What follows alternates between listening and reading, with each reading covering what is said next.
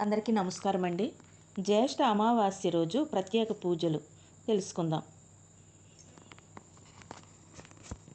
ఓం శ్రీ గణేశాయ నమః. ఓం నమః శివాయ. జై శ్రీమన్నారాయణాయ నమః. అందరికీ జ్యేష్ఠ అమావాస్య శుభాకాంక్షలు. జ్యేష్ఠ అమావాస్య రోజున చేసే పూజలు పితృదేవతల అనుగ్రహాన్ని, త్రిమూర్తుల కటాక్షాన్ని ప్రసాదిస్తాయని శాస్త్రాలు చెప్తున్నాయి. ఈరోజు ఏం చేయాలి, ఏ పూజలు చేస్తే శుభ ఫలితాలు కలుగుతాయి, ఇప్పుడు తెలుసుకుందాం. ముందుగా స్నానం చేసి శుభ్రమైన వస్త్రాలు ధరించాలి. ఇంటి దేవాలయంలో దీపం వెలిగించి గణపతిని ప్రార్థించాలి. తర్వాత రావి చెట్టు వద్దకు వెళ్ళాలి.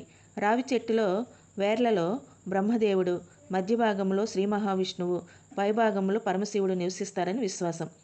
చెట్టు వద్ద పసుపు, కుంకుమ, గంధం, అక్షతలు, పూలు, కొబ్బరికాయ, అరటిపండ్లు, తమలపాకులు, వక్కలు, దీపం, అగరబత్తి వంటి పూజా ద్రవ్యాలతో భక్తి శ్రద్ధలతో పూజ చేయాలి. ఆ తర్వాత రావి చెట్టుకు 7, 11 లేదా 21 ప్రదక్షిణలు చేస్తూ ఈ మంత్రాన్ని జపించాలి. ఓం త్రిమూర్తి స్వరూపిణే అశ్వత్థ వృక్షాయ నమః.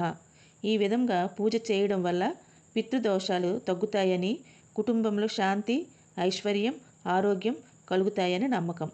అమావాస్య రోజున పితృదేవతలకు తర్పణం ఇవ్వగలిగితే ఎంతో శ్రేష్టం. తర్పణం చేయలేని వారు కాకులకు అన్నం పెట్టడం, ఆవుకి గడ్డి లేదా ఆహారం పెట్టడం, పేదలకు అన్నదానం చేయడం కూడా మంచి పుణ్యకార్యాలుగా భావిస్తారు. సాయంత్రం శివాలయానికి వెళ్ళి నువ్వుల నూనెతో దీపం వెలిగించి ఓం నమః శివాయ అనే మంత్రాన్ని కనీసం 108 సార్లు జపిస్తే శుభ ఫలితాలు లభిస్తాయని పురాణాలు చెబుతున్నాయి. ఫ్రెండ్స్, ఈ జ్యేష్ఠ అమావాస్య రోజున భక్తి శ్రద్ధలతో ఈ పూజలు చేయండి. త్రిమూర్తుల ఆశీర్వాదం, పితృదేవతల అనుగ్రహం మీ కుటుంబంపై మీకు ఎల్లప్పుడూ ఉండాలని మనస్ఫూర్తిగా కోరుకుంటున్నాను. ఫ్రెండ్స్, ఈ వీడియో నచ్చితే ఒక లైక్ చేయండి, షేర్ చేయండి. ఇలాంటి మరిన్ని భక్తి వీడియోల కోసం మా ఛానల్ను సబ్స్క్రైబ్ చేసి బెల్ ఐకాన్ను నొక్కండి. ఓం నమః శివాయ. జై శ్రీమన్నారాయణ నమః. ఓం బ్రహ్మదేవాయ నమః. శుభమస్తు.